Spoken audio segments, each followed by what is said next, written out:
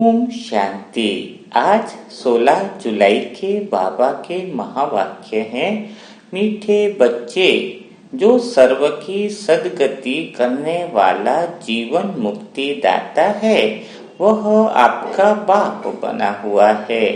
तुम उनकी संतान हो, तो कितना नशा रहना चाहिए।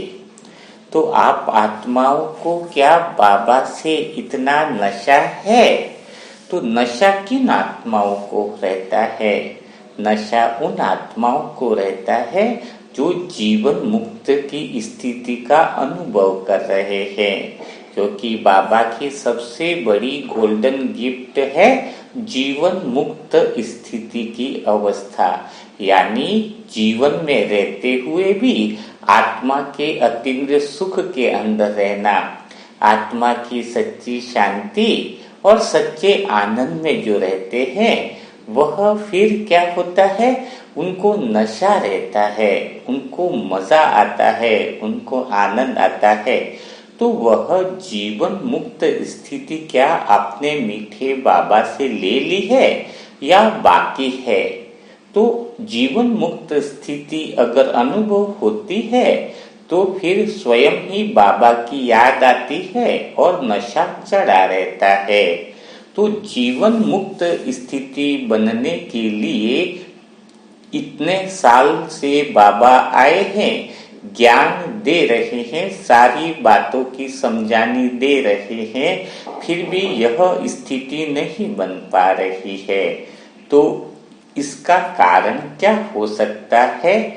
जो कहीं न कहीं विधि में गलती हो रही है, जो विधि में आपकी मन की मान्यताओं ने बना दिया है। पहले भक्ति में थे, लेकिन अब ज्ञान में आने पर भी बहुत बड़ी गलतियां होने के कारण आप जीवन मुक्त स्थिति का अनुभव नहीं कर पा रहे हो। तो सबसे पहली गलती है जो जीवन मुक्त स्थिति बनने में बाधा करती है, वह है आपकी YouTube की उल्टी कमेंट्रियां सुनना। मेरी बातें आपके लिए कड़वी हो सकती हैं, लेकिन आपको इनको सुधार करना ही होगा। आप जो सुनते हो, देखते हो, पढ़ते हो, वही स्थिति आपके मन की बन जाती है। अब कैसे गलती हो रही है उसको ध्यान से समझना होगा। मैंने पिछले इतने सालों में अनुभव किया है, हर एक कमेंट्रियां जो होती हैं ज्यादातर यूट्यूब पे डाली हुई, वह ऐसी रहती है कि मैं शरीर नहीं हूँ, मैं आत्मा हूँ और मैं आत्मा उड़ चली। अब जब बाबा ने पहली चीज समझानी दी है, यह जो समझानी दी है वो ज्ञान की है, ना कि योग की। ज्ञान में यह पहले दिन का कोर्स है कि तुम आत्मा हो, शरीर नहीं हो। लेकिन जब तुम योग में ही शुरुआत इस बात से करते हो कि मैं शरीर नहीं हूं, मैं आत्मा हूं, तो आपको योग की परिभाषा तो देह और देह के संबंधों को भूलकर आत्मा समझना और सामने वाले को भी आत्मिक दृष्टि से देखना होना है। तो जैसे उदाहरण के लिए, जब आप देह नहीं बोलते हो तो देह की याद तो पहले ही आ गई, तो फिर आप पूरा टाइम जब योग करोगे तो देह के संस्कार आत्मा में ऑलरेडी इमर्ज हो जाएंगे। उदाहरण के लिए, मेरे पास एक भाई आया जो 18 साल से योग कर रहा है, लेकिन जब भी वह योग में बैठता है तो मैंने भी अनुभव किया, उसका योग 10 मिनट भी मुश्किल से लगता है और ऐसा चेहरे से ही अनुभव हो जाता है कि वह नीचे आ गया है या वह अवस्था को प्राप्त नहीं किया है। तो उसने सबसे बड़ी गलती कौन सी की है? जब उसने मुझे पूछा, जब तक राय नहीं मांगी जाए तो दी नहीं जाती है, तो उसने पूछा, भाई जी मेरे योग नहीं लगने का कारण क्या है?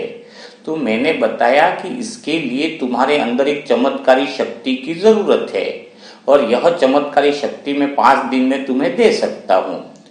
मैंने बोला तो वो आत्मा बड़ी खुश होगी, प्रसन्न होगी। मैंने कहा तुम संपूर्ण रूप से अशरीरी हो जाओगे, तुम्हें अंदर दिव्य अनुभव होने लगेंगे। लेकिन यह गहरी बात है, तो उसने उस बात को स्वीकार किया, क्योंकि उसने मुझे घंटों घंटों योग में बैठे हुए देखा हुआ है।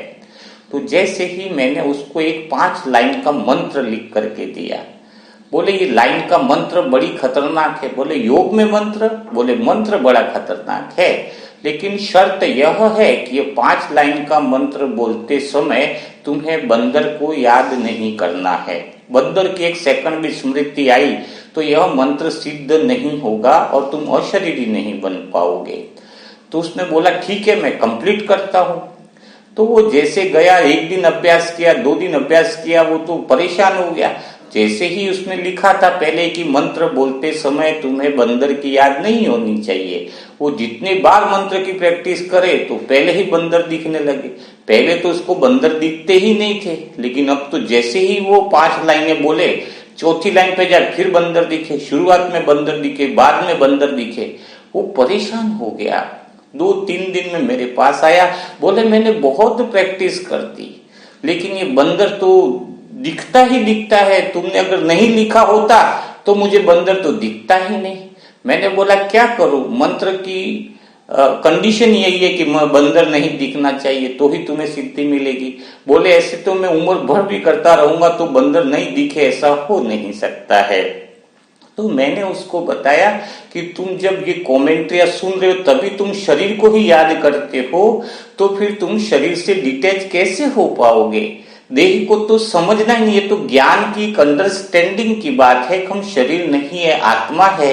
लेकिन योग में तो पहले ही आधा घंटा पहले, योग में बैठने से पहले, और अवस्था ऐसी होनी चाहिए, आत्मा खा रही है, आत्मा उड़ रही है, आत्मा बैठ रही है ना। और आत्मा से ही शुरुआत होनी चाहिए कि मैं आत्मा बाबा के साथ घूम रही हूँ, मैं आत्मा आनंद में हूँ, मैं आत्मा मजे में हूँ, मैं आत्मा अपने दोस्तों के साथ हूँ।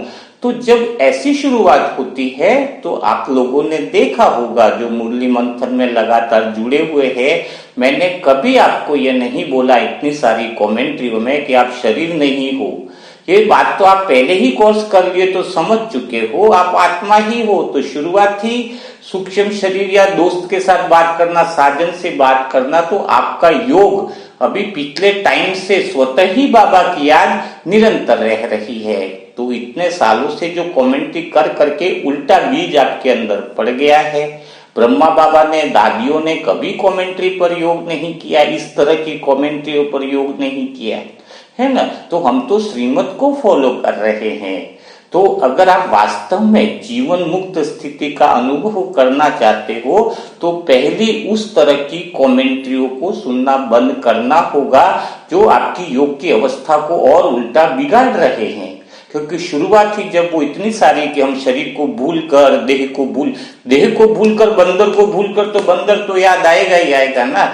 और आपका तो कंडीशन है कि योग में देह तो बिल्कुल याद ना है, स्मृति न रहे कि तुम देह हो, तुम लड़का हो या लड़की हो। वो प्रकाशमणि दादी भूल जाती थी। कभी प्रकाशमणि दादी स्टेज पे होती थी, भूल जाती थी कि मैं लेडीज हूं। इतनी भी स्मृति नहीं रहती थी प्रकाशमणि दादी की। गुलजार दादी कितना जबरदस्त। तो योग में ये सारी चीजें कैसे संभव है? तो पहली आपको यह सजेशन जो आत्मा को देते हो, मैं शरीर नहीं हूं, तो वो शरीर के ही संस्कार, क्योंकि नहीं हूं शब्द तो वो लेता नहीं है, वो तो खाली चीज को, चित्र को पकड़ता है। तो शरीर नहीं हूं तो उसमें नहीं का चित्र तो आता नहीं है, और मैं का भी शरीर नहीं है चित्र आता है। तो मैं शरीर नहीं हूं ऐसा कहते ही शरीर का चित्र ही आत्मा पकड़ लेता है, और शरीर चित्र पकड़ते ही शरीर की सारी वृत्तियां, हाथ पांव में दर्द होना, 10 मिनट बैठते ही पांव में दर्द होना, ये सारी बातें आपकी हो जाती हैं। तो यह पहली बात जो है वो आपको करनी होगी और समझनी होगी। अगर आप वास्तव में गहराई से योग करना चाहते हो तो इस मुरली मंथन में जो कमेंट्रियां दी गई है उसका ही अधिक से अधिक अभ्यास करो, ताकि आप स्वतः ही बाबा के करीब जा सको और ज्ञान को सही रीति से ले सको। दूसरा है जीवन मुक्त स्थिति का अनुभव करने के लिए दूसरी जो विधि है वह यह है कि बाबा की बातों को गहराई से समझना होगा कि जीवन मुक्त स्थिति एक्चुअल में भगवान मुरली किसके लिए सुनाने के लिए आया है। तो बाबा हमेशा कहते हैं मैं पांडवों को सुनाने के लिए आया हूँ। मैं पांडवों में किसको सुनाने के लिए आया हूँ? तो मैं पांडवों में अर्जुन को विशेष सुनाने के लिए आया हूँ, है ना। तो कृष्ण की जो गीता रामायण हुई, गीता हुई अपनी, तो गीता का जो ज्ञान दिया गया, 18 अध्याय का ज्ञान दिया गया, तो उसमें यह बात आपको समझनी चाहिए। क्या समझनी चाहिए? 18 मन क्या हुआ? राह मन राह, 18 में अड़ गया, राह पे अड़ गया। कहाँ पे अड़ गया? बीच में जो राह थी, एक तरफ पांडव खड़े, एक तरफ कौरव खड़े, और बीच की राह में अड़ गया। उस अड़ गया इसलिए 18 राह यानी 18 अध्याय दिए गए हैं। अटक गया, तो कौन अटका? अर्जुन अटक गया। अब अटक गया का अर्थ क्या है कि वो क्यों अटक गया? इस बात को जिसने समझ लिया उसकी जिंदगी बदल जाएगी। आप कहते हो कि गीता में कृष्ण ने अर्जुन को इसलिए गीता ज्ञान दिया क्योंकि वह युद्ध नहीं चाहता था। आप क्या मानते हो इस बात को? जानते तो हो कि युद्ध नहीं चाहता था, लेकिन मानता कौन है इस बात को कि वो युद्ध नहीं चाहता था? इस बात को गहराई से समझना होगा। जिसने जीवन भर युद्ध की कामना करी है, जीवन भर कि मैं उसको मार गिराऊंगा, दुर्योधन को ये कर दूंगा, वो जीवन भर उसने आत्मा को यही सजेशन दिया कि एक बार आमना सामना हो जाए, युद्ध हो जाए तो मैं सबकी हालत पतली कर दूंगा। तो जीवन भर उसने यही सजेशन आत्मा को दिए हैं। क्या फिर वह आत्मा युद्ध नहीं करना चाहेगी? तो यहां पर आपको गहराई से समझना होगा। और ये जो युद्ध है तो किसके खिलाफ है, इस बात को पहले समझ लेंगे तो आपको सारी बातें समझ में आ जाएंगी। तो अर्जुन जो युद्ध चाहता था, तो वो युद्ध किसके खिलाफ चाहता था और किससे चाहता था, यह बात आपको समझनी होगी। तो अर्जुन के अंदर जो उसके रिश्तेदार हैं उससे ही लड़ना पड़ रहा है। तो वो रिश्तेदार कौन से हैं? बाहर के रिश्तेदार नहीं है, भीम, बाहर के मीन्स ये भीष्म पितामह, द्रोणाचार्य, वो रिश्तेदार नहीं है। वो कामनाएं और वो इच्छाएं आपके अंदर रिश्तेदार हैं जिनको आप पाल कर बैठे हो। आप धन की लालच करना, धन बहुत ज्यादा चाहते हो, ये आपका रिश्तेदार है। आप बहुत ज्यादा किसी की चुगली करते हो, यह आपका रिश्तेदार है। आप किसी के मोह लगाव में इतने पड़े हुए हो, वो आपका रिश्तेदार है। आपकी कामनाएं जो हैं वो आपके रिश्तेदार हैं। और परमात्मा क्या कह रहे हैं कि आपको इन रिश्तेदारों को मारना है, बाहर की लड़ाई का कोई बात ही नहीं है। आपके अंदर कितने गहरे रिश्तेदार है। अभी आपको बोला जाए अंदर से कि धन की लोभ छोड़ो, है धन की लालच के कारण आप कितने सारे कोई सामान है, बिजनेसमैन है, थोड़ी सी चीज का ये बताता है, किसी को धोखा देने की भावना लाता है, बस किसी को लूटने की। तो ये जो रिश्तेदार हैं आपके अंदर, उन रिश्तेदारों को मारने की बात कही गई है। अब आप इन रिश्तेदारों को छोड़ना ही नहीं चाहते हो, लगाव को छोड़ना ही नहीं चाहते हो, मोह को छोड़ना नहीं चाहते हो, चुगली को छोड़ना नहीं चाहते हो। कहते हो कि भगवान आ गया है, जो प्रैक्टिकल में बात आती है तो कुछ करने का नाम ही नहीं लेते हो। हाँ, तो कितनी जबरदस्त बात है। यहाँ भगवान आपको कह रहे हैं उन रिश्तेदारों के खिलाफ तुम्हें खड़ा होना है। और सबसे गहरी बात क्यों है कि अर्जुन को क्यों चुना गया, यानी हम आत्माओं को क्यों चुना गया? क्योंकि हम आत्माओं ने द्वापर युग के बाद से इतनी भक्ति करी, इतनी समझ के साथ भक्ति करी कि हमें इन रिश्तेदारों ने परेशान कर रखा है। धन की चाहत ने हमें सुख नहीं दिया, मोह लगाव ने हमें सुख नहीं दिया, किसी की चुगली करने से हमारा मन और बेचैन हुआ। तो इन रिश्तेदारों ने सबसे ज्यादा हमें परेशान करने के कारण हमारे अंदर जीवन मुक्ति की प्यास सबसे ज्यादा जगी, सबसे ज्यादा कि भगवान कुछ भी हो जाए, इन रिश्तेदारों से जो व्यर्थ की बातें, व्यर्थ की बीमारियां हमारे अंदर है, उससे हमें मुक्ति दिलाओ। तो सबसे ज्यादा पांडवों में यानी अर्जुन में सबसे ज्यादा प्यास थी इस बात की कि मुझे इन चीजों से मुक्ति दिलाओ। जन्म जन्मांतर के आप ब्राह्मण आत्माएं हैं जिनके अंदर प्यास थी हमारे अंदर कि हमें इस बुराइयों वाली, लगाव वाली, धन की लोभ वाली, काम वासना वाली और किसी की चुगली करना, ऐसी जो हमारे रिश्तेदार बन गए थे। हे परमात्मा तुम आओ, हम इससे परेशान हो गए, हमें इन बातों से, इन रिश्तेदारों से बचाओ, जिससे हम तो जन्म जन्मांतर इस रिश्तेदारों से बचने की ही भगवान से मांग करते आए हैं। वही जीवन मुक्त स्थिति है। और आज भगवान सामने खड़ा है और कह रहा है कि इन रिश्तेदारों से लड़ो। तो क्या हो रहा है? इन रिश्तेदारों को खत्म करो। भगवान ने जब आदेश दिया तो 21वें अध्याय में क्या होता है, क्या दिखाया गया है कि अर्जुन जब धनुष लेके चढ़ा, आगे की पार्टी में मैं देखूं तो सही कि शत्रु कौन है मेरा, कहीं मेरे अपने वाले तो होंगे ही नहीं सामने। उसने सोचा द्रोणाचार्य तो मेरे अपने होंगे ही नहीं, भीष्म पितामह वो तो होंगे ही नहीं, कौन कौन खड़ा है मेरे सामने लड़ने के लिए? जो मेरे अपने हैं वो तो मेरे सामने शत्रु के रूप में होंगे ही नहीं, जिनके साथ मेरा इतना प्यार है, जितना इतना स्नेह है। तो लेकिन मैं तो सच की लड़ाई लड़ रहा हूं, सच की ईमानदारी की लड़ाई लड़ रहा हूं। अपने मन में वो बातें जो है सच्चाई की तरफ मैं जा रहा हूं, तो ये तो मेरे खिलाफ होंगे ही नहीं। लेकिन जैसे ही अर्जुन आगे बढ़ा तो उसने देखा कि द्रोणाचार्य है, कृपाचार्य है, भीष्म पितामह है, वो सारे जिसको वो अपना मान रहा था, वो सामने देखकर उसने गांडीव को फेंक दिया नीचे, क्योंकि हाथ उसके कांपने लगे कि जिनके साथ, जिन संकल्पों के साथ मैंने मोह को, धन को अपना बना रखा है और सारी बुरी आदतों को भी अपना बना रखा है, जैसे ही मैं उनको अपने साथ लेने के लिए, बदलने के लिए बोल रहा हूं, तो वो तो सामने लड़ने के लिए खड़े हो गए। मन में विचार कैसे लड़ाई कर रहे हैं, नहीं मैं तो धन लूंगा ही लूंगा। आप कह रहे हो धन में बेकार है, इस चुगली में बेकार है, लेकिन वो छोड़ने को तैयार है क्या आपका? वो आपका साथ देने के लिए तैयार हुए कि हम अच्छाई में बदले? नहीं, वो तो आपके खिलाफ खड़े हो गए। तो यहां पर परमात्मा उनको समझा रहे हैं, क्या समझा रहे हैं कि जो गांडी फेंक दिया कि ये तो तुम्हें मारने ही है, यही तो तुम्हारे दुश्मन हैं। और वह इतने रिश्तेदार, ये सारी जो विकारी वृत्तियां हैं वो इतनी खतरनाक दुश्मन है कि अगर तूने गांडी नहीं उठाया तो पूरा विश्व बीमारी में मर जाने वाला है। दुर्योधन ये सब क्या है कि बोले इन सब आत्माओं में इतना बड़ा इन्फेक्शन लग गया है कि वो खुद बीमार है तो चलेगा, चलो कोई दिक्कत नहीं, किसी में लोभ वृत्ति है, किसी में धन के लालच की वृत्ति है तो चलेगा, कोई दिक्कत नहीं, मेरा सगा भाई हो सकता है, मेरा सगे रिलेशन वाले हो सकते हैं, सगी बहन, तो उनके अंदर वो बीमारी है तो कोई बात नहीं, लोभ है या पैसों का है या फिर काम भी कर, लेकिन वह दूसरी आत्माओं को भी इन्फेक्शन फैला रहे हैं।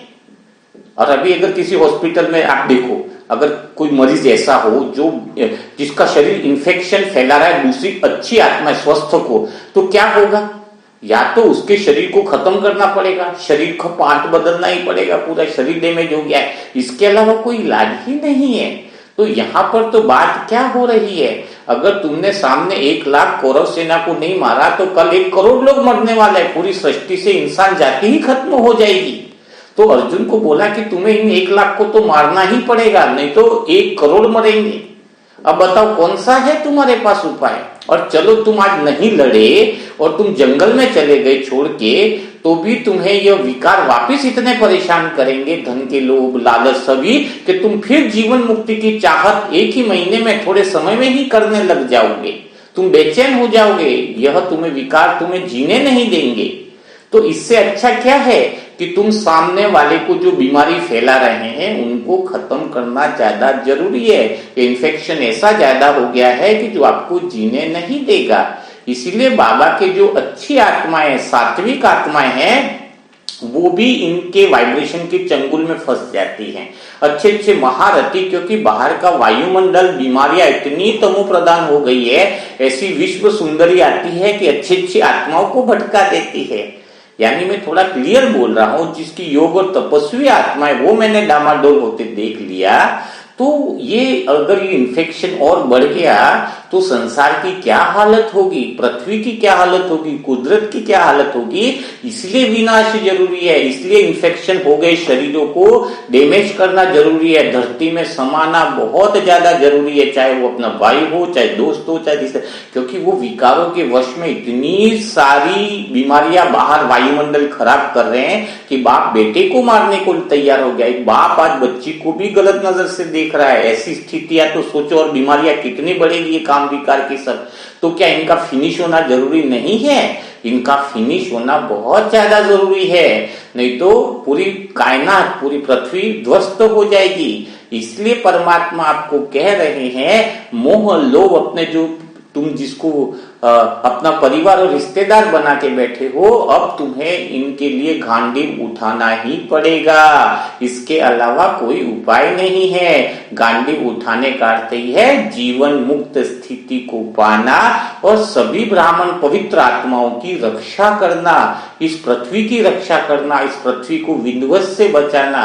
तो इस सीन में आप आत्माओं को जीवन मुक्ति की तरफ जाना है, तो इस बात को गहराई से समझना होगा। इसी बात को मैंने आपको क्लियर किया है ताकि आप आत्माएं यह सारी बातों को क्लियर से समझ पाए। दूसरी बात बाबा ने कही है, एक थोड़ा सा प्रश्न उत्तर में भी कहा है कि बाबा की याद निरंतर नहीं ठहर सकती है। किन बच्चों को नहीं ठहर सकती है? तो जैसे बाबा ने उत्तर दिया कि जिन आत्माओं में पूरा पूरा निश्चय नहीं है उनकी बुद्धि में याद ठहर नहीं सकती है। तो निश्चय बुद्धि नहीं है, वो याद कैसे नहीं ठहर सकती है? इसका कारण क्या है? क्योंकि बहुत गहरी और स्पष्ट बात है कि वह आत्मा कभी भगवान से या किसी से प्रेम कर ही नहीं सकती है जहां पर संदेह होता है। जहां संदेह है वहां प्रेम कभी पनपता ही नहीं है। प्रेम सेकंड में खत्म हो जाता है। आप आत्माएं बाबा से प्रेम करती हो, लेकिन कई बार तुम संदेह में आ जाते हो, क्या बाबा मेरा भला करेगा? कई बार अन्य लोगों की बातों में आ जाते हो कि तुम तो ऐसा कर रहे हो, तुम्हें तो कुछ मिल ही नहीं रहा है, हमें तो ये मिल रहा है। तो यह जो संदेह वाली आत्माएं जो होती हैं वह भगवान के प्रेम में लगती है कि भगवान के प्रेम में डूबी हुई है, लेकिन वो संदेह जो है, संदेह तो विज्ञान के लोग करते हैं। विज्ञान के लोग क्या करते हैं? संदेह करते हैं। साइंस वाले हर एक बात पे संदेह करते हैं। रॉकेट ऐसे जाएगा तो ऐसे नहीं, उस पर भी संदेह करेंगे। चीज ऊपर से नीचे क्यों गिरी तो उसका संदेह करेंगे। किसी कोई साधु संत कुछ कर रहा है तो उस पर भी संदेह करेंगे कि ये क्यों कर रहा है, कैसे कर रहा है। तो हर बात में संदेह, विज्ञान में संदेह चलता है। इसलिए विज्ञान में आस्था नहीं होती है। विश्वास या आस्था नाम की कोई चीज साइंस वालों के अंदर रहती नहीं है। भगवान के प्रति आस्था, विश्वास, ये शब्द ही साइंस वालों के डिक्शनरी में नहीं रहते। उनकी डिक्शनरी में सिर्फ संदेह रहता है। और आध्यात्म का अर्थ क्या है? सिर्फ विश्वास और प्रेम, जहां संदेह नाम की कोई चीज ही नहीं है। संदेह नाम का रत्ती भर भी वो नहीं है।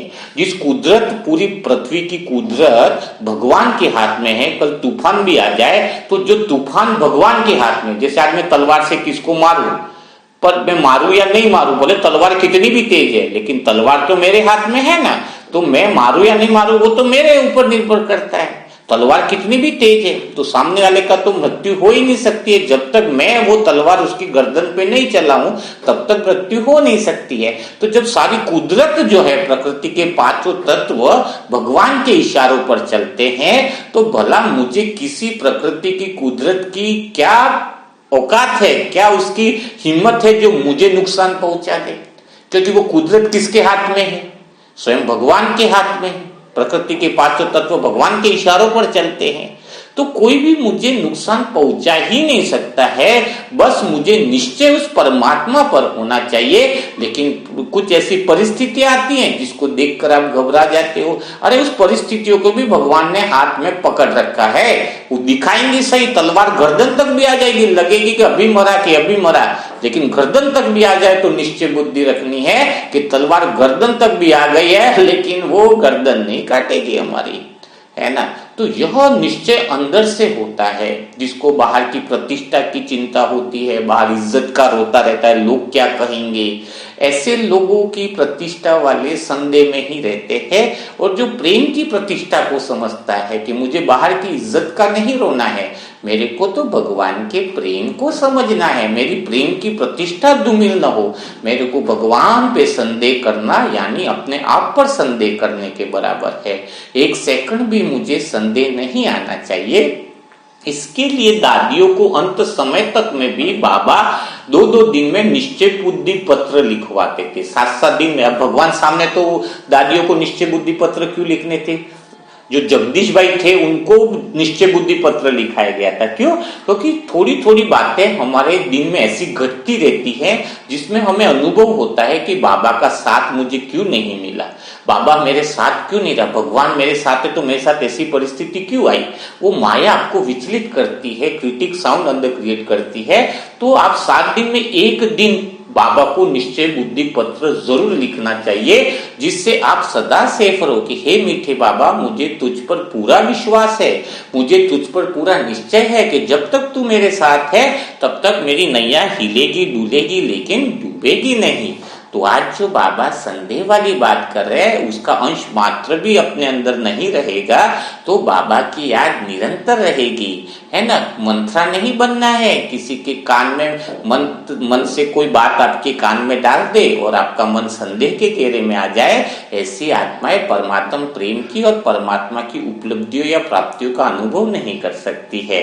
और जैसे ही आपको 7 दिन में एक निश्चय बुद्धि पत्र अगर आप बाबा को लिखने का एक संकल्प लेते हो तो आपकी अंतर्मन की अवस्था इतनी पावरफुल हो जाएगी कि कुछ भी बात आ जाए, भगवान पे मुझे निश्चय है वो मेरे सारे काम करने वाला है, भगवान पे मुझे निश्चय है कि पूरी कुदरत जो इसके हाथ में है उसके इशारों से एक तरह से पालना में चलती है, तो भला मेरे साथ दिक्कत क्या हो सकती है।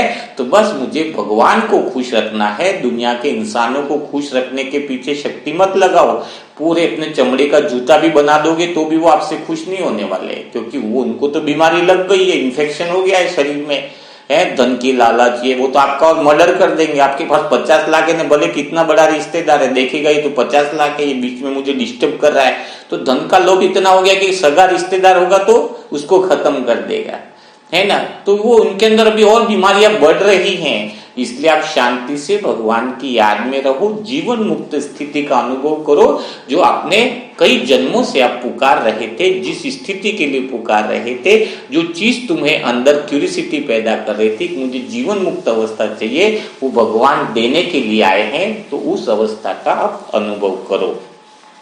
तो अभी हम 1 मिनट का ब्रेक लेंगे और हम फिर बाबा के साथ वो जीवन मुक्त स्थिति का हम क्या करेंगे, हम वह आनंद लेंगे। क्षमा याचना की कमेंट्री को ही हम आगे बढ़ाएंगे, ताकि क्या होगा कि क्षमा याचना की कमेंट्री जब हम आगे बढ़ाएंगे तो आप सभी आत्माओं को बहुत अच्छा हिसाब किताब जो है वो पूरा करने का मौका मिलेगा। ठीक है, तो आज हम फिर से क्षमा याचना कमेंट्री को निरंतर आपकी फरमाइश पर ही आगे बढ़ाएंगे। तो 1 मिनट का हम ब्रेक लेते हैं, उसके बाद हम क्षमा याचना की कमेंट्री को चालू करेंगे। तो तब तक सभी आत्माएं रेडी हो जाए, पानी पीना है पानी पी ले, शरीर के अंदर मूवमेंट लाना है मूवमेंट ले आए, और दरवाजे अगर खुले हैं तो बंद करें, क्योंकि बीच में अगर डिस्टर्बेंस होगा तो मजा नहीं आएगा। ठीक है, चलो 1 मिनट का ब्रेक लेते हैं।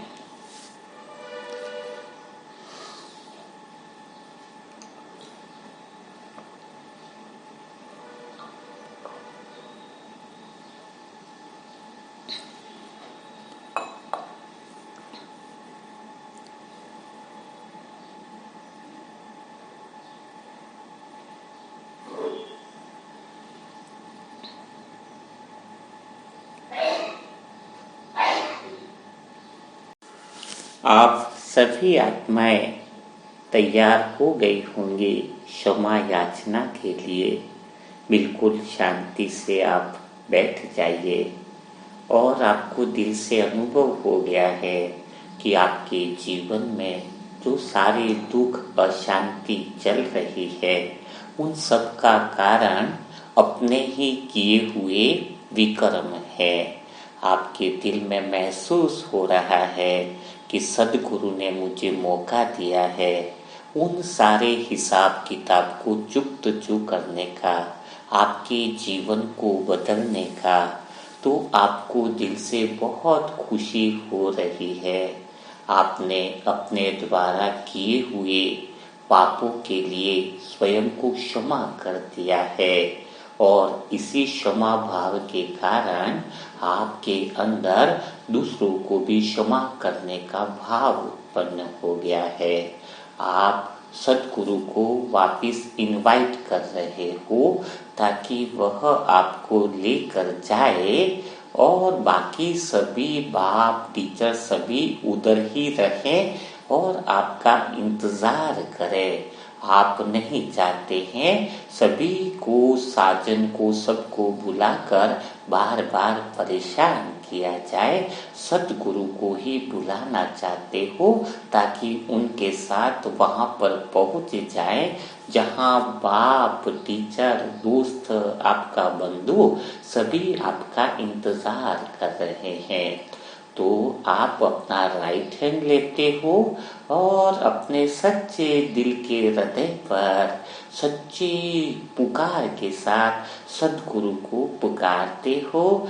हे मेरे प्यारे सतगुरु, मुझे अंधकार से प्रकाश के मार्ग में ले जाने वाले मेरे प्यारे सतगुरु, आप जल्दी से आ जाओ। आज मैं आत्मा फिर से क्षमा याचना के लिए तैयार हूँ। उन आत्माओं को जिनको मैंने जाने अनजाने में दुख दिया है, पीड़ा दी है, उनको सच्चे दिल से क्षमा मांगना चाहती हूँ। आप जल्दी से आ जाओ। सद्गुरु मुस्कुराते हैं और उधर से आपको सर्वसंबंध भी दिखते हैं। वो कहते हैं जल्दी आ जाओ, हम आपका स्वागत करेंगे। उन सबके प्यारे सीन को, आंखों के प्रेम भाव को देखकर आप बड़े मुस्कुराते हो, आपको बहुत अच्छा लगता है। और सतगुरु कहते हैं मैं 5 मिनट में आपके पास आपको लेने के लिए अभी आ रहा हूँ। और वह बात करके आप शांति से बैठ जाते हो। आपका मन और रिलैक्स हो जाता है यह बात सुनकर कि अब धीरे धीरे आपके हिसाब किताब 100% पूरे होने वाले हैं। जैसे जैसे आत्माएं क्षमा कर रही है, आप आत्माएं बहुत हल्की होती जा रही है। आपका मन बहुत हल्का होता जा रहा है। आपके चारों तरफ लाइट का एक स्वर्णिम प्रकाश मानो घूम रहा हो। आपके मन में हल्कापन इस वजह से भी है क्योंकि आपके ऊपर से विकर्म का बोझ जो है वह उतर रहा है। आप आत्मा दिल से अंदर से अनुभव कर रही हो कि हे आत्माओं, हाथ जोड़कर मैं आत्मा सबसे माफी मांगती हूँ। न जाने किस जन्म में मुझ आत्मा ने दुख पहुंचाया हो, किसकी राह मुश्किल कर दी हो। आज आप महसूस कर रहे हो कि हर आत्मा तो बाबा की ही संतान है। इसलिए आप दिल से सबको सिर झुका कर कह रहे हो मुझे माफ करो, प्लीज मुझे माफ करो। आज जो पीड़ा आप आत्मा को हो रही है वही पीड़ा आपने दूसरों को दी है। उसके लिए आप दिल से उन सारी आत्माओं को माफी मांग रहे हो। और ऐसी बात करते करते वहां पर सद्गुरु आ जाते हैं और सद्गुरु के आते ही आप उनके चरण स्पर्श करते हो और सद्गुरु को प्यार से कहते हो आप मेरे जीवन के सच्चे सद्गुरु हो, जो जीवन में सारी समस्याओं का समाधान का मार्ग दिखा दिया है।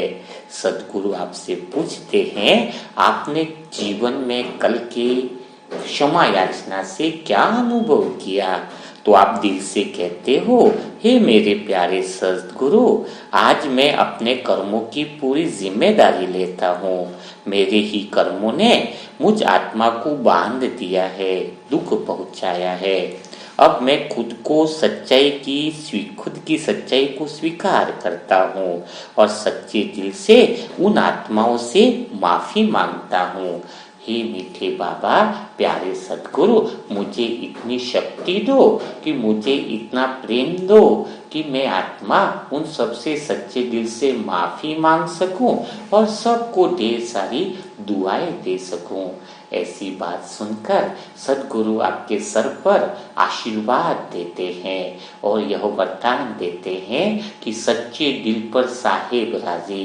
जब तुम्हें यह अनुभव हो गया है कि तुम्हारे कर्मों का दुख का कारण तुम्हारे ही किए हुए कर्म है और जब तुम इन कर्मों की जिम्मेदारी ले रहे हो तो अब यह जल्दी से यह कर्मों के बंधन आपके खत्म होने वाले हैं।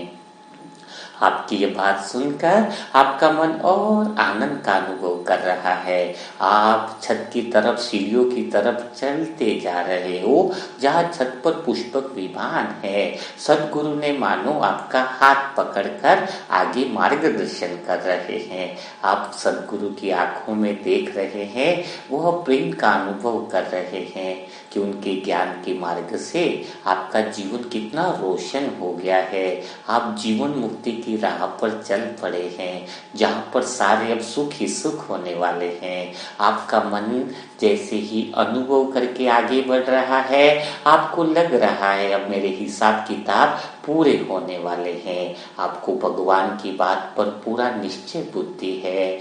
मेरे शब्द भी आपको सदगुरु के करीब लेके जा रहे हैं। हर शब्द तुम्हें सदगुरु का गहरा एहसास करा रहे हैं। आप अंतर मन से बहुत गहरे आनंद की अनुभूति कर रहे हैं। आप पुष्पक विमान में चढ़ जाते हैं और सदगुरु के हाथ में अपना हाथ देकर कहते हैं कि हे सदगुरु, मुझे एक बार इन पीड़ाओं से मुक्ति दिला दो, इन कर्मों के बंधन से मुक्ति दिला दो। मैं आत्मा आपसे वादा करती हूँ कि आज के बाद मैं कभी भी किसी को दुख नहीं दूंगी, किसी को मन वचन कर्म से कभी पीड़ा नहीं पहुंचाऊंगी। सच्चे दिल से मैं आत्मा वादा करती हूँ। और सदगुरु से आप कहते हो, इसके लिए मुझे भरपूर शक्ति भी दो ताकि मैं अपनी बात पर अडिग रह सकूं। सदगुरु आपको गले लगा देते हैं और कहते हैं, तुमने कल्प पहले भी विजय प्राप्त करी थी और अभी भी तुम विजयी आत्मा हो, तभी तो मैंने तुम्हें अपना शिष्य बनाया है। और ऐसी बातें करते करते वहां पर वतन के अंदर पुष्पक विमान उतरने लगता है और वो ही क्षमा याचना की बहुत बड़ा रूम सामने आ जाता है। और सामने आते ही और धीरे धीरे आपके कदम पूरी दिव्य रोशनी वाले रूम में प्रवेश करते हैं। वहां पर बाबा पिता के रूप में, साजन और दोस्त सखा और आपके साथ टीचर भी मौजूद है। सभी को देखकर आप बड़े प्रसन्न हो जाते हो, सभी से गले लगते हो। और बाबा आज आपसे कहते हैं, यह सदगुरु नहीं है, इनको आप इंसाफ का फरिश्ता कह सकते हो, इंसाफ का ईश्वर है। सदगुरु यानी इंसाफ, यानी अंदर से तुम्हारी सारी बातों को साफ करने वाला। जो हम नहीं कर सकते हैं वह सदगुरु कर सकता है। ऐसी सदगुरु की महिमा सुनकर आपका दिल प्रसन्न हो जाता है और एक बार सदगुरु से वापस चरण स्पर्श करते हो कि हे इंसाफ के ईश्वर, आज मेरे मन की इंसाफ कर दो, अंदर से पूरा साफ कर दो, सारे विकर्मों के बोझ को साफ कर दो। आपका चरण स्पर्श से ऐसी आपको ताकत मिलती है, ऐसी पावर मिलती है कि आप बड़े प्रसन्न हो जाते हो। और धीरे धीरे आपके सभी दोस्त साजन सभी आपके साथ आगे बढ़ते हैं, लेकिन सदगुरु आपको सबसे आगे लेकर के जाता है।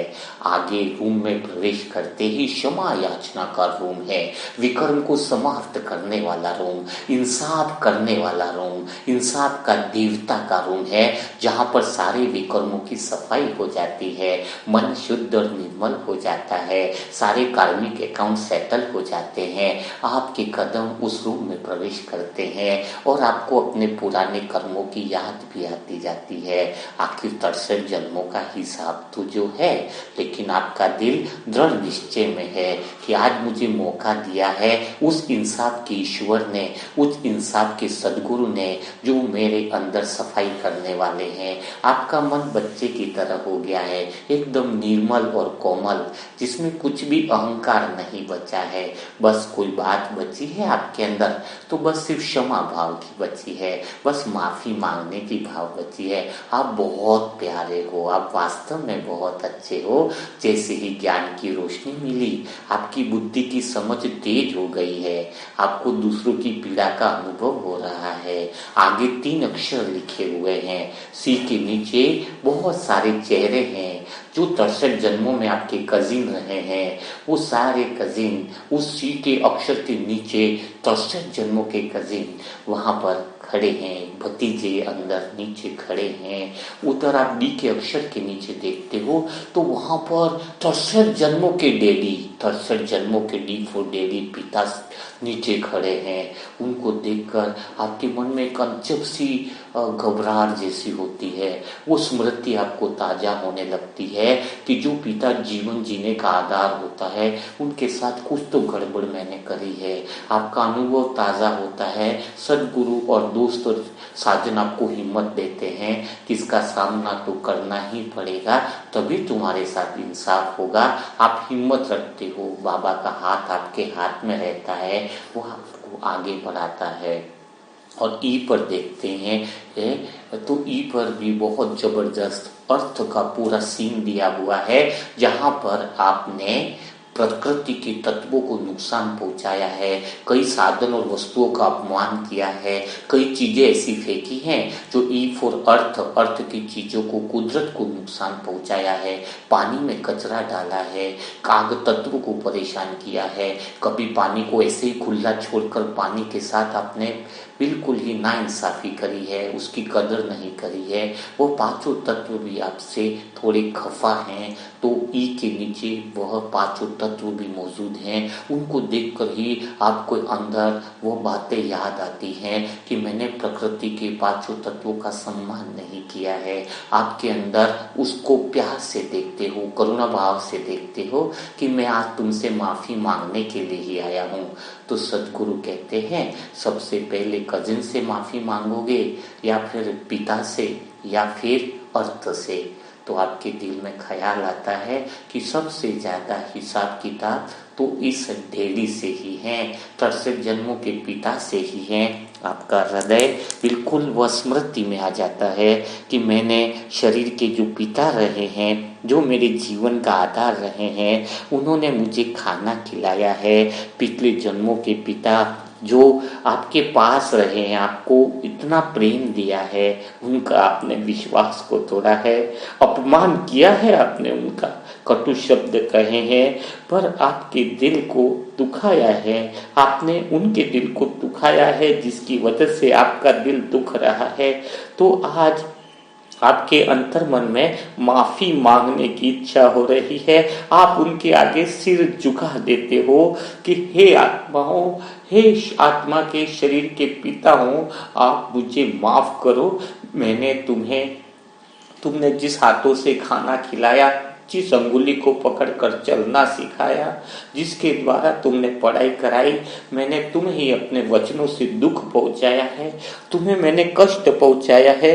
तुम्हारे लिए मैं अपने दिल से वो कर्म बंधन का बोझ मुझ आत्मा पर चढ़ गया है। मुझ आत्मा पे इतना बोझ चढ़ गया है कि मैं आत्मा अब जी नहीं पा रही हूँ। मैं आज इस बोझों से हल्का होना चाहती हूँ। आप सिर झुकाकर उनके चरणों में पड़ जाते हो और उनसे बोलते हो, मुझे इस बंधनों से भी मुक्त करो और तुम आत्माएं भी इन बंधनों से मुक्त हो जाओ। तभी वहां पर मीठे बाबा 63 जन्म की आत्माओं को पिता को बोलते हैं, यही वो समय है जब सारे हिसाब किताब पूरे करने का है। तुम इस आत्मा को माफ करो, मैं तुम्हें तुम्हारे किए हुए पापों के लिए भी क्षमा याचना करा दूंगा। यह बात सुनकर 63 जन्म के पिता आपसे बहुत बहुत दुष्ट थे, लेकिन उनके दिल में भी प्रेम जगने लगता है। तभी आप बोलते हो, जैसे जैसे एक पिता की तरह बढ़ते हो, एक पिता को देखकर आपको याद आ जाती है कि मेरे शब्दों से, व्यवहार से, विचारों से आपको मैंने बहुत घाव लगाए हैं। उनको आज बाबा के प्रेम से भर दो, क्योंकि बाबा का प्रेम इतना अच्छा है जो मुझ आत्मा के घावों को भर दिया है। आप आत्माओं के घाव भी इस प्रेम से भरते जा रहे हैं और बाबा की प्रेम की किरणें 63 जन्मों के पिता के घावों पर जा रही है। उनके दर्द को मानो एक एहसास हो रहा है। सभी 63 जन्म के पिता एकदम उन घावों को भरकर बड़े खुशी और आनंद का अनुभव कर रहे हैं। मानो ऐसा लग रहा है कि मन एकदम शांत हो गया है। बेचैन मन को शांति मिल गई है। और सभी आत्माएं सभी पिता के सामने अभी आप दिल से कह रहे हो कि मैं आत्मा बहुत रो रही हूँ, पछतावे के आंसू मेरे दिल को धो रहे हैं, मुझे और माफ कर दो ताकि हम दोनों इस बंधन से मुक्त हो जाएं, हल्के हो जाएं। मैं वादा करती हूँ सदगुरु के सामने कि अब से हर पिता समान आत्मा के लिए सिर्फ आदर, धन्यवाद और करुणा ही रखूंगा।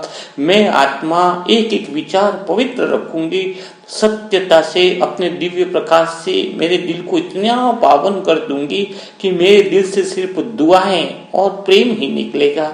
मैं हर जन्म में हर आत्माओं की सेवा करूंगी, हर आत्मा को हमेशा ऐसे बोल बोलूंगी जो सबको सुख देने वाले होंगे। आपकी बातों को सुनकर सभी तरसत जन्मों के पिताओं का दिल पिघल जाता है, सभी आपको प्रेम से गले लगाते हैं। ऐसा प्रेम पूर्ण माहौल बाप और बेटे का। तरसत जन्मों के पिताओं को याद करो जिन घरों में तुम रहे थे, जिन घरों में तुम खेले बड़े थे, उनके साथ ही धोखा कर दिया, उनके विश्वास को ही तोड़ दिया। लेकिन आज उन घावों को भरने का समय आ गया है। ऐसे तरसत जन्मों के पिता और बच्चे का मिलन देखकर पूरी कुदरत हैरान है। ऐसा प्रेममय वायुमंडल बन गया है।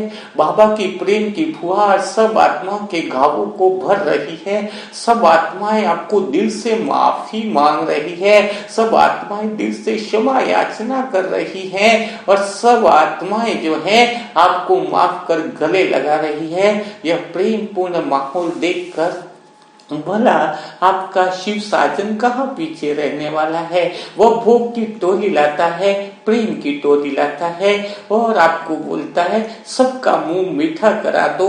सबके बंधन आज मुक्त होते हैं, सर्व हिसाब किताब मुक्त होते हैं, सब आत्माएं कर्म के बोझ से मुक्त होती है और नए युग में प्रवेश करने वाली है। सब आत्माएं को यह वरदान मिलता है कि सत्युग की नई दुनिया में सबका स्वागत है, स्वागत है, स्वागत है। नए युग की शुरुआत करो, नए विचार की शुरुआत करो, नए संस्कारों की शुरुआत करो। ऐसा कहकर आप आत्मा सबको प्यार से टोली, प्रेम की टोली खिलाते हो, हर एक का मुख मीठा करते हो। इस मुख की मीठे करने से सब आत्माएं बड़ी प्रसन्न हो जाती हैं, सब आत्माएं प्रेम से आपको गले लगाती हैं और आप आत्मा का हृदय मानो एकदम शुद्ध बन गया है, एकदम आपका मन हल्का हो गया है। बाबा आपके सर पर वरदानी हाथ रखते हैं और सदा पवित्रता की और शक्ति का वरदान देते हैं। अब आपका मन बिल्कुल इंसाफ की डगर पर है, अंदर से बिल्कुल साफ हो गया है। इंसाफ के सदगुरु ने तुम्हारे मन को हल्का कर दिया है। अब तुम्हारा मन बहुत शुद्ध है, तुम्हारा मन बहुत पवित्र हो गया है।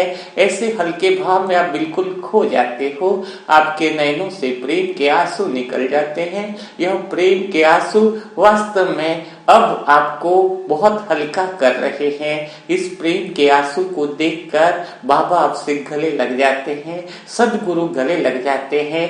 तरसत जन्म के पिता आपको उछाल कर हवा में बिल्कुल प्यार से मानो छोटे बच्चे की तरह आपको प्रेम पुचकार दे रहे हैं। सब आपको इतना प्यार कर रहे हैं, इतना प्यार कर रहे हैं कि बच्चा हो तो ऐसा, गलतियां हुई उसके लिए माफी भी मांग ली। और इतना सच्चा और शुद्ध हृदय को देखकर उन आत्माओं का मन प्रसन्न हो जाता है और ऐसा प्रेम मिलाप देखकर आपके सर्व संबंध बहुत खुशी और दिल से दुआएं देते हैं। और ऐसे गहरे अनुभव को देखकर आपका मन बड़ा प्रसन्न हो जाता है।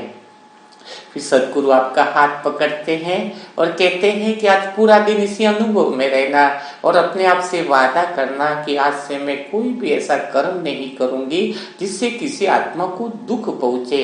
आज इंसाफ के देवता यानी इंसाफ के सदगुरु के सामने तुमने प्रॉमिस किया है कि आज से मैं कभी ऐसा कर्म नहीं करूंगी कि किसी आत्मा को जाने अनजाने में भी दुख पहुंचे। तो जल्दी से तुम सारे हिसाब किताब और बोझों से मुक्त हो हो जाने वाले हो, अभी 30 दिन तक यह प्रोग्राम करना है। ऐसी बात सुनकर आप आत्मा सदगुरु से प्रॉमिस करते हो कि मैं हर दिन इधर आऊंगा और हर दिन क्षमा याचना करूंगा, उन सारी आत्माओं से, प्रकृति से, सबसे हाथ जोड़कर क्षमा याचना करूंगा जिनको मैंने जाने अनजाने में दुख पहुंचाया है। और ऐसा कहते कहते आप सभी से विदा लेते हो, साजन से, दोस्त से, बाप से, सभी से विदा लेते हो। और विदा लेते लेते आपका दोस्त ही हाथ पकड़कर आपको छोड़ने के लिए आता है। सदगुरु से आप आशीर्वाद लेते हो, उनसे स्वीकृति लेते हो कि मैं दोस्त के साथ जा रहा हूँ,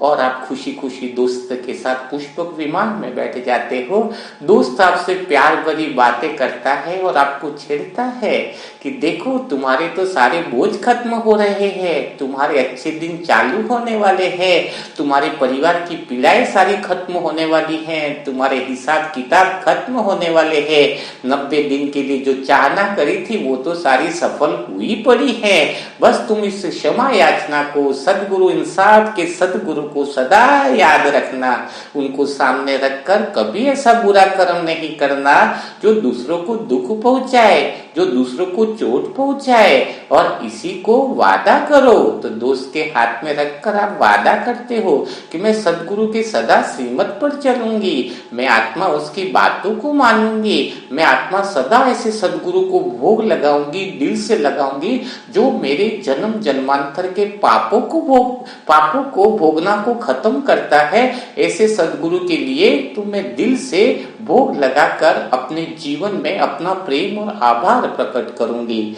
ऐसी बात करते करते आप नीचे आ जाते हैं और नीचे सदगुरु दोस्त विदा लेता है और आप धीरे धीरे सीढ़ियां उतरकर अपने रूम में आ जाते हो। आप बहुत प्रसन्न होते हो, आप बहुत हल्के हो जाते हो और तुरंत ही आप भोग की तैयारी में लग जाते हो कि आज तो सतगुरुवार है, आज तो मैं अपने सदगुरु को दिल से भोग लगाऊंगी, इतना प्यार से भोग लगाऊंगी कि सारी कुदरत, सारी कायनात देखती रह जाएगी।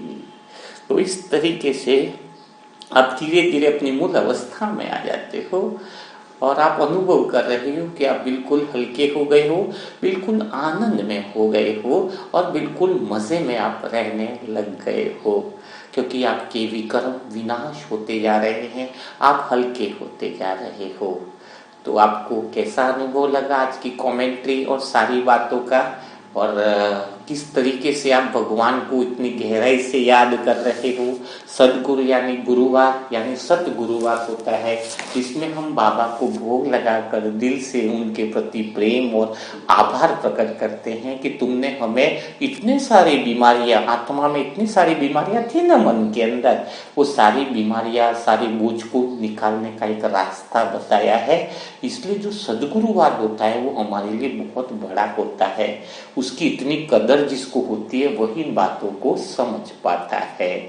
तो आप कमेंट बॉक्स में जरूर लिखिएगा सदगुरु का प्रेम, आपने मुरली मंथन से क्या सीखा, क्या नई बातें आपको समझ में आई है ना। इसकी भी कमेंट्री आपको टास्क कंप्लीट ग्रुप में मिल जाएगी। और टास्क का कंप्लीट ग्रुप में जो नहीं जुड़े हैं वो उनके लिए मोबाइल नंबर है 7202921969। इसमें ग्रुप में जुड़ने के नियम और शर्तें आपको बताई दी जाएंगी, वो नियम और शर्तें आपके लिए फायदेमंद होती है ना। तो उसके लिए मोबाइल नंबर भी आपको बता दिया गया है जो स्क्रीन पर दिख रहा है। तो कल फिर हम मुलाकात करेंगे ऐसे ही मुरली मंथन के साथ। तब तक के लिए मेरे सारे प्यारे आत्मा भाई बहनों को दिल से शुक्रिया, धन्यवाद। और मैं आत्मा भी सभी आत्माओं से माफी और क्षमा प्रार्थी हूँ कि कोई शब्द, कोई बात, कोई वाक्य अगर आपकी दिल को ठेस पहुंचाया हो कभी भी, तो उसके लिए क्षमा याचना कर लेता हूँ ताकि बहुत अच्छा रहेगा। ओके, तो कल फिर हम मुलाकात करेंगे ऐसे ही मुरली मंथन के साथ। तब तक के लिए सभी मेरे प्यारे भाई बहनों को ओम शांति।